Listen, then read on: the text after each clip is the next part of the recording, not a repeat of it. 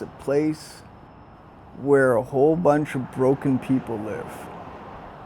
They're all broken. All of us that are down here, we all have something that's kind of off about us, that we don't fit completely in with mainstream society.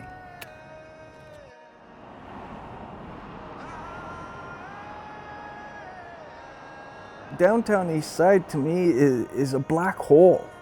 Once you're down here, it just seems to grab a hold of you and not let you go. You really, really feel the hopelessness down here. You know, people feel like they have nowhere to turn, nowhere to go, no way to get out.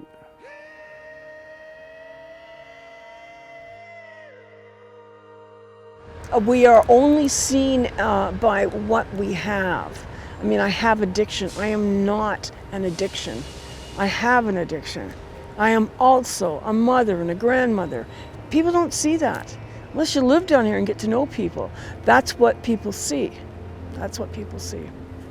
Some people come down, they might feel scared coming down because of what they hear. But when they come down, they realize that what they hear is not really the complete truth. You know, half true and then half they make up, you know what I mean? And people have to come down and see for themselves, be their own judge. People just don't see the humanity behind the people down here. All they see is the drugs and the crime, and they don't bother looking at the people, you know? It's kind of like missing a really good book because you didn't like the cover.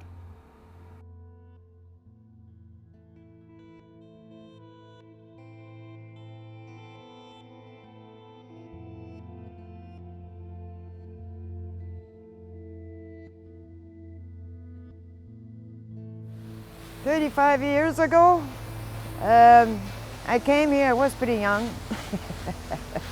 I came here at 25 years old. I didn't talk English at all. Yes and no, but I didn't understand nothing.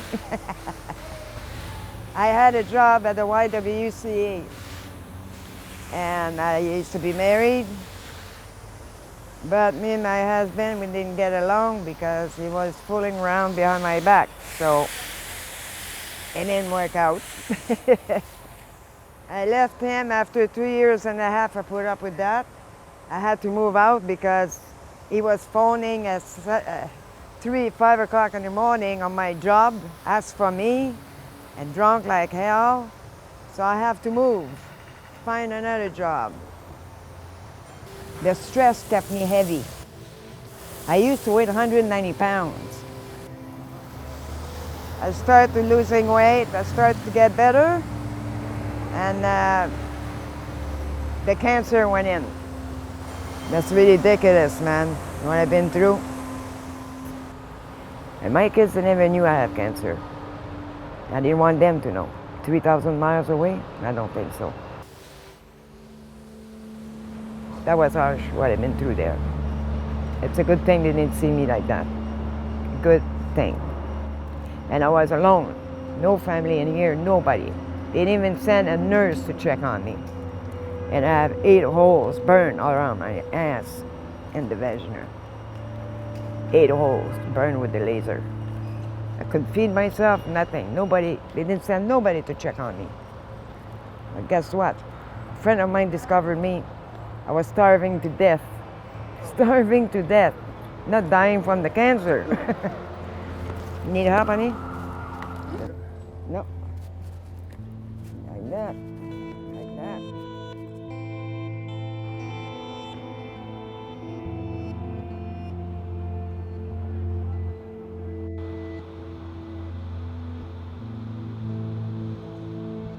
Everyone has someone in their life who's been through struggle, and I think that once you start placing faces to these sort of names and these like demonizations that our culture builds around addiction and around poverty, and once you put a face to that, it's very hard to think of that person as that statistic you've heard, because it isn't choices, it's circumstances and it's pressures, and it's not the person, it's the culture.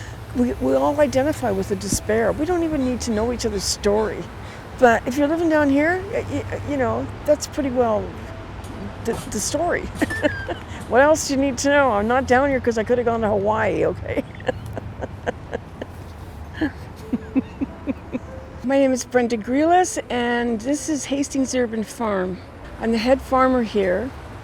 I wasn't here for over 20 years. I was out and about, traveling, living on a farm, going to school, alcohol and drug counselor, expressive art therapist, and had this totally other life. Oh my goodness. Really fluffy this year. The other ones too, I would pick. That bed over there, the first bed, Yeah. you can try that too and see if there's any there. Okay, great. Thank you. Oh, there's some bright red ones there. Okay. There's lots of considerations to take with anybody that works in the Downtown Eastside, because we're recycled addicts, and we all come with a story. I got addicted to pain pills because my neck's been broken. And when that happened, I was living in a co-op farm, and there was a very violent reaction to that when I admitted it and, had to get some treatment, and I was evicted overnight. So I came back down to what was familiar and I lost my way. I didn't think I'd get out of this when I was like 63, and I thought, I can't believe this is happening. Anyway, it did, and I have. It did happen, and I have dug myself out of it.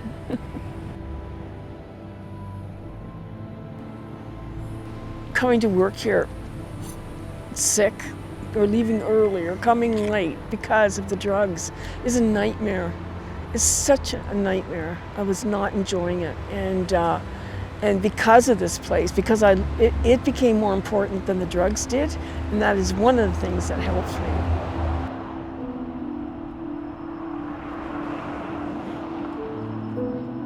I live in the Rainier Hotel, and so does Poco. And the Rainier Hotel is a hotel for women who are wanting recovery from addiction.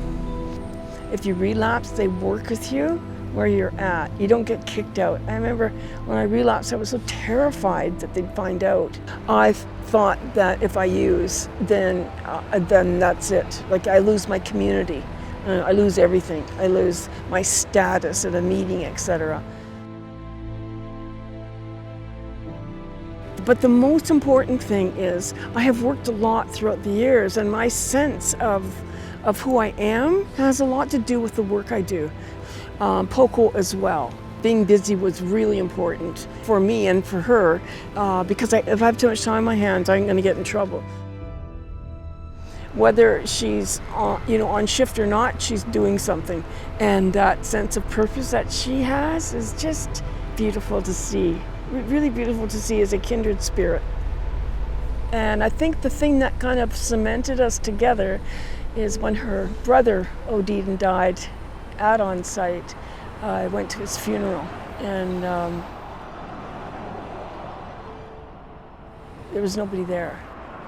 I mean, there was her and the pastor and, a native liaison, etc., but none of her friends were there. It was very sad. So, so I know what that would have meant to me, and so that kind of, it just like an automatic, we're friends kind of thing. Never spoken out. I was very lonely because I was alone for 35 years, honey. So for me, it was hard. When you're alone and you're lonely like this, that's why I was on dope. And I was using big time, to start a 1/4 gram of down in the morning, to start. I did 24 OD in 1 year. They burned me in the hospital because I did so many OD. I was fed up with life, That's why the people, they're gonna say, you're gonna die, Poco, you're gonna die. I said, no, I'm stubborn, Did I want to be clean? Yes. That's why I had to find something so I don't have to think about dope anymore. It's to change my life altogether. I had to. When Brenda, she got me in that garden, I was so happy, honey. You had no idea how happy I was just to get there. And that's the truth. If I didn't have that, I won't be here today. I don't think so. Because I was so fed up with life. She's deadly serious about her garden, right? Like that's her baby. Like don't step on anything. Who are they, those people? I don't know those people.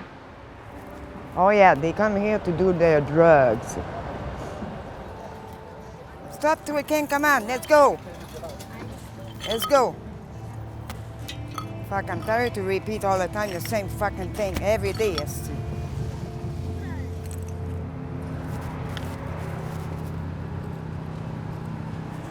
Eh? A needle here. Fuck.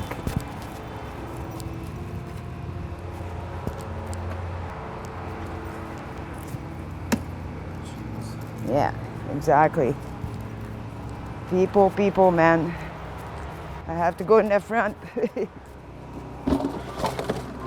Those are all needles and shit.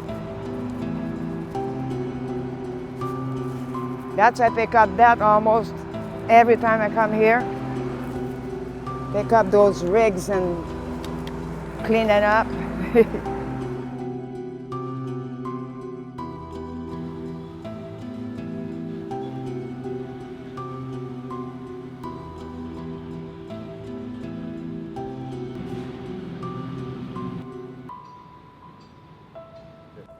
You gotta be very careful when you pull them out.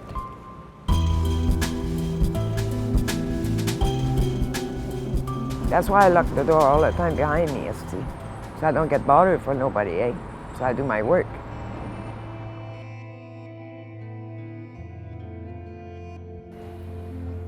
Okay. Well, we're gonna see how tough we can make it. There we go. 'Cause that's usually every day we try to help somebody out.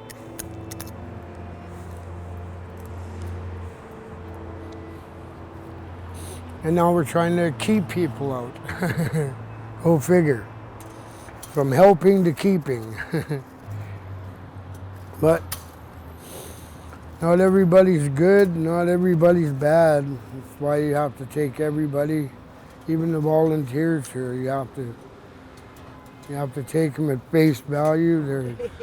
They're here to help, even no matter what kind of problems they have out there. It's a great place to leave your problems, is out there and come in here and feel safe.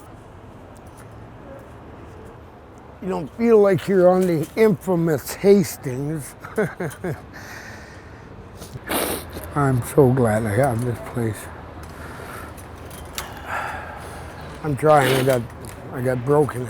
I got that bone right there. That one there just shattered. When did that happen? Oh, a couple, 3 or 4 days ago. How'd you do it? Well,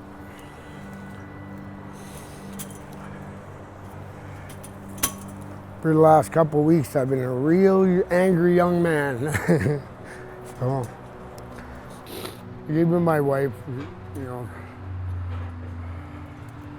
she got to the point almost where I didn't even know her anymore. She was getting so mad and so angry at everybody. You know, and then the doctors down here, they don't give you, they won't give you the prescription for the heavy medicine. It doesn't matter if you need it or not, they won't give it to you. So you force people like my wife, what she just did, is has to resort to heroin in order to take the pain away so you can function every day. Like I'm not blaming her for what she had to do. I still love her the same, and I always will. And we'll get through this fucking stuff together.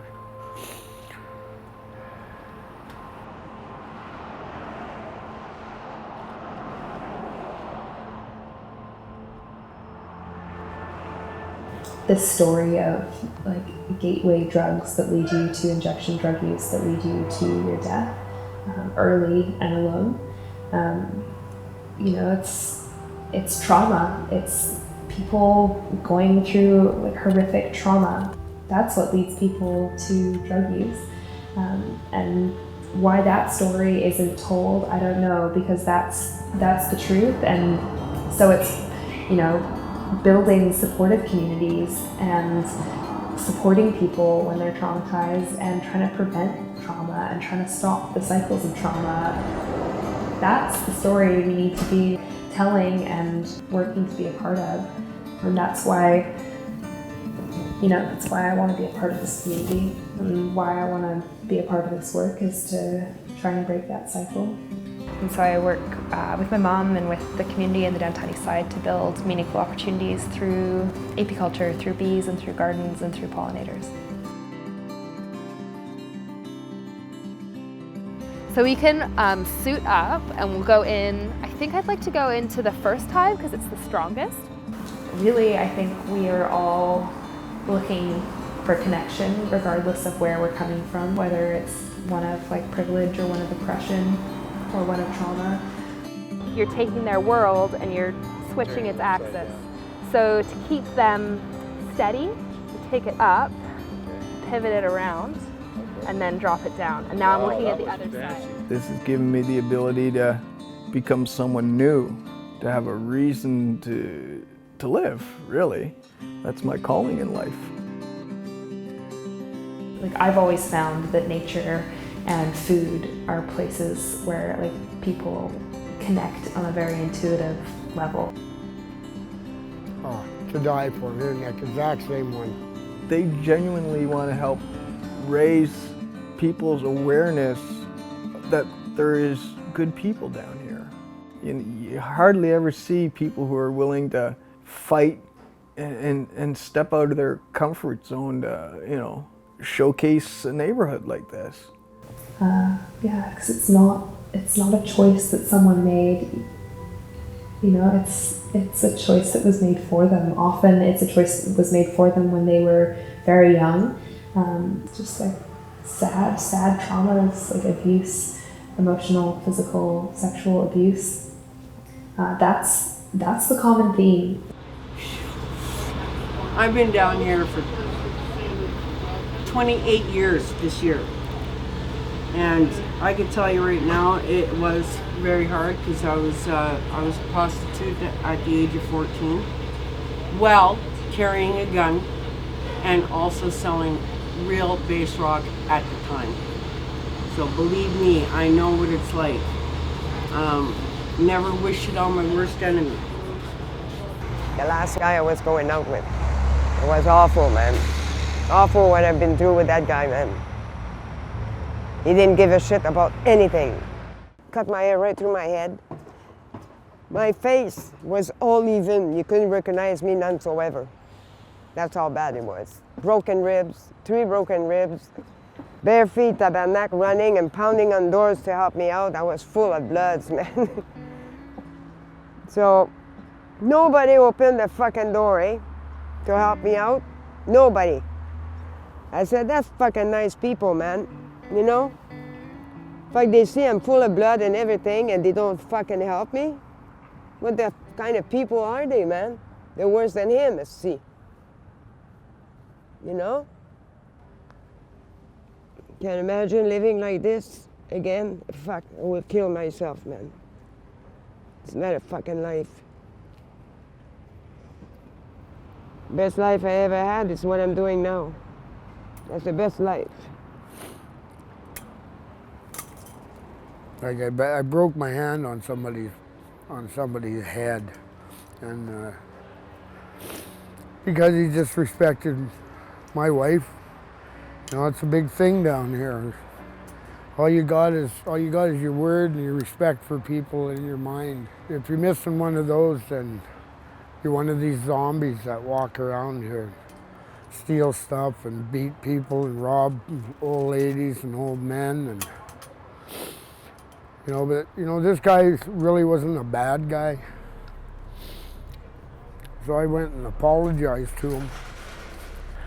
And this guy, he actually took the shot I gave him And he told me he walked from the corner, Army and Navy,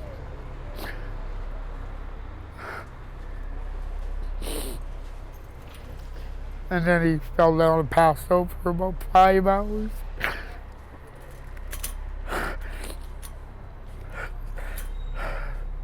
So now I think, like, you know, I could have killed that gentleman over nothing. And I feel so bad.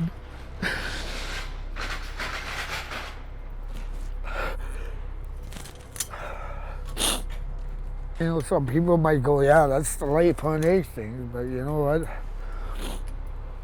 That's the way it is. I don't want it. It takes a lot of strength, and you have to think very much positive, you know, to take the negative out completely of your mind. I mean, you have to. Because if you still have the negative weight on your mind, you're gonna have a hard time to go through this.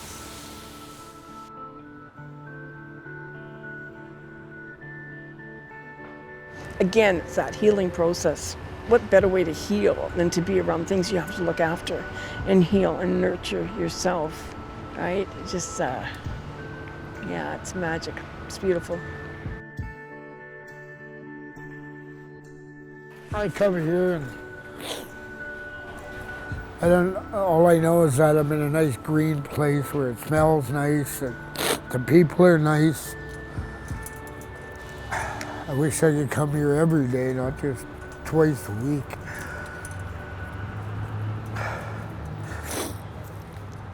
Because I can't think of a better place to be all day. It's just, it's so nice.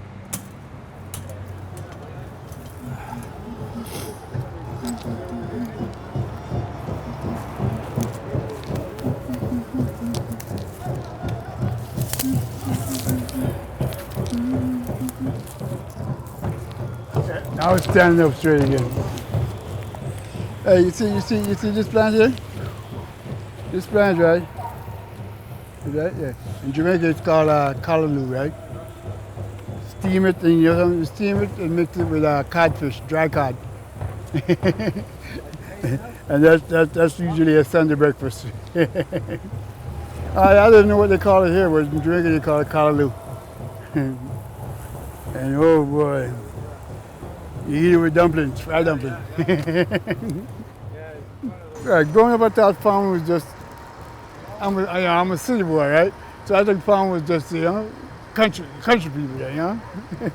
And once you be there, you start doing it, you enjoy, you know, you feel how good, you know, it just feels good. It feels good. If I ever go out to Jamaica and tell them I'm a farmer, they wouldn't believe me. No, they wouldn't believe me at all. Last time I saw my mom, it was in '86. I didn't see my dad because that's the year he died. Right? And that's the last time I was in Jamaica, it was '86. Do you miss it? Oh yeah, big time. Big time. I got 5 brothers and 1 sister, right? 5 brothers and 1 sister, and I'm what you call a bad apple. I'm the only one that smoked cigarettes, smoked drugs, don't drink, but you know, I used to go to jail every year. At least once every year I used to go to jail, right? Since I started working, what's that, 4 or 5 years now? That's how long it's been since I've been in there.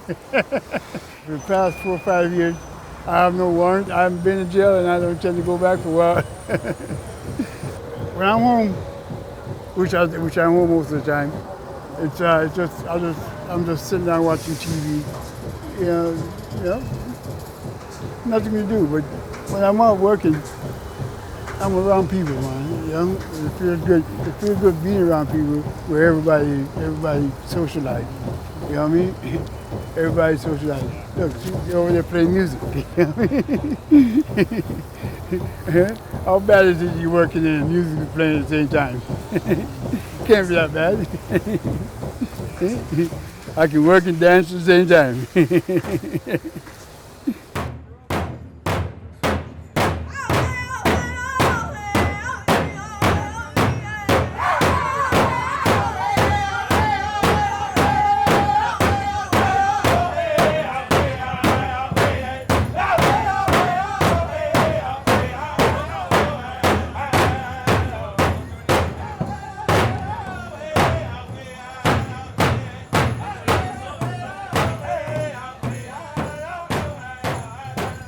really wanted to bring this medicine, you know, the medicine of the drum, the medicine of the dance, the medicine of your good hearts and good spirits, you know, to lift up the hearts and the spirits of our relatives who are out there on the street.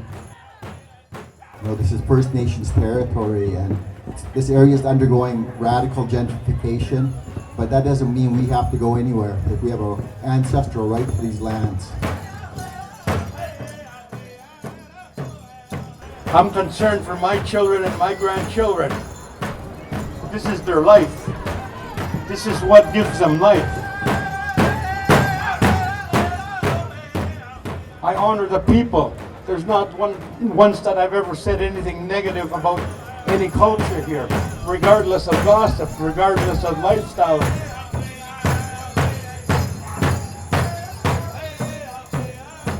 I'm tired of waiting for people to forgive me for my past. All I need is the Creator to forgive me. You know, I can move forward in my life.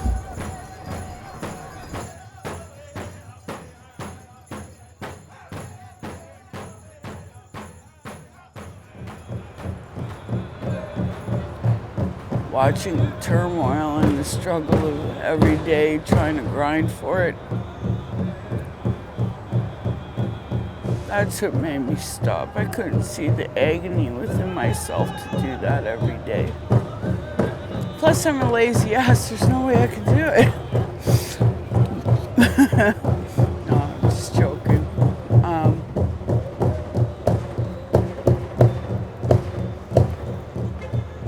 Like I said, it's just something just turned off. Just something. I don't know, I just seen the light or something. But now it's starting to hurt. The feelings are starting to come back. I'm starting to become unnumb, and I'm having to bite my tongue every day. And I was grumpy, really grumpy for the first 2 weeks. Now I'm starting to feel a little more, and I can feel my brothers and sisters hurting again. I watch them hurt. So I stay to help them until I feel they're okay. But I'm gonna get a hold of my life first. That's why I love being here. Hi, Aaron. We got 2 pumpkins. Right on. They're drying today? Yeah. Phenomenal. All the it's just being clean and stuff, and he's asking why and how we're able to stay clean. You want to stand beside me or what? Come on. It's all done and over. Okay? Let's just get it on. Not for me, it isn't.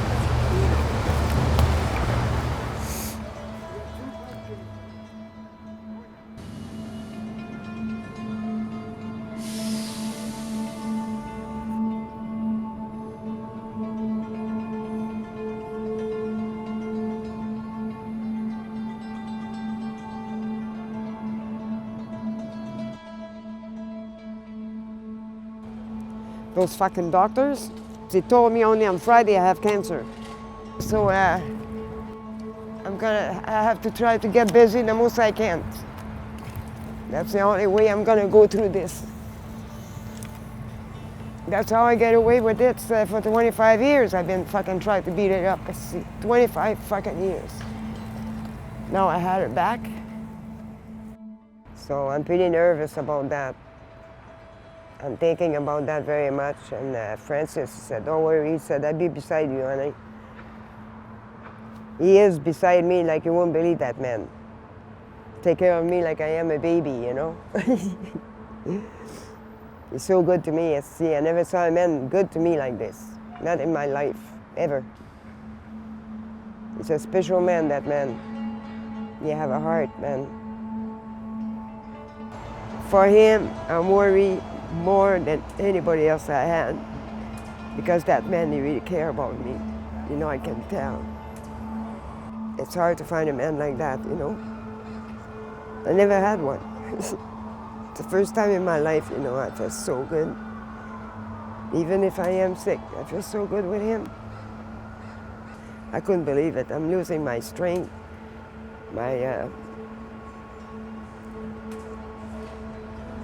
it's incredible. I'm losing so much in my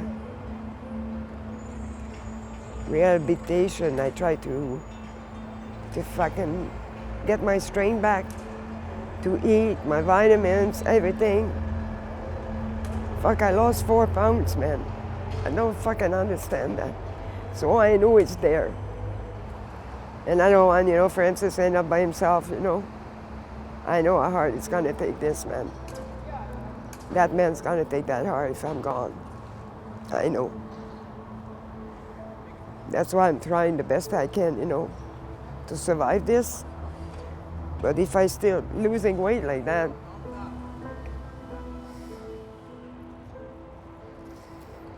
my health's the most important thing right now.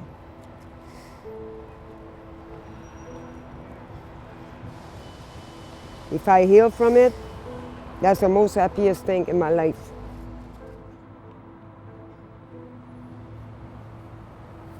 It don't take me much to make me happy, man. I'm just thinking positive, and that's why, you know, it's him who's gonna take it hard, you know, and I don't want that to happen. I told him if anything happened, I want him to keep going his life, you know, not stopping because I'm gone. You know, I want him to be prepared if anything happened, you know. To not stop there, you know, the life goes on. I want him to be happy, you know.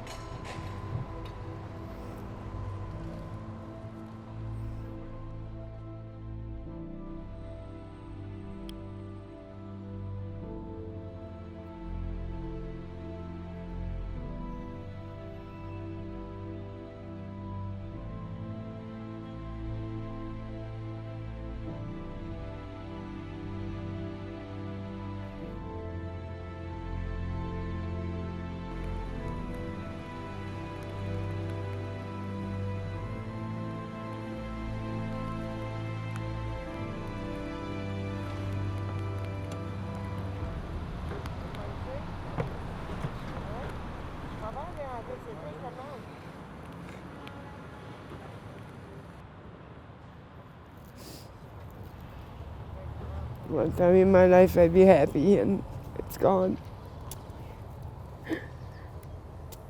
Took me 35 years to find it. 35 years. That man was incredible. He never leave me by myself. He always be with me. That's why it's so hard for me. Oh, I know. Spoil me, and every time I go home I see him there.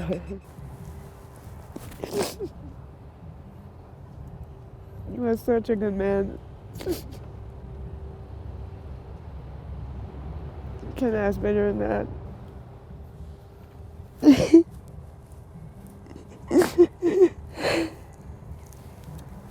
I'm sorry. Yeah, I finished this. My little lupin, hey. My little lupin to survive. These are beautiful flowers, man. Lupin. Yeah. Yeah.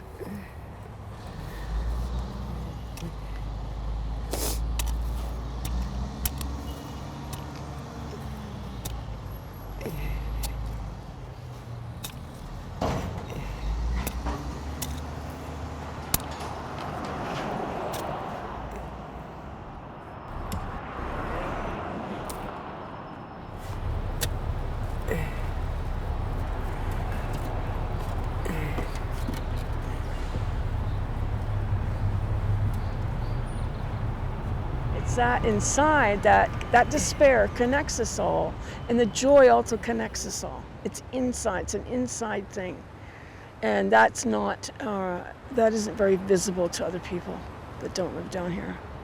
We look like a massive, oh my God, the Walking Dead, I'm sure, to some people. And it couldn't be farther from the truth.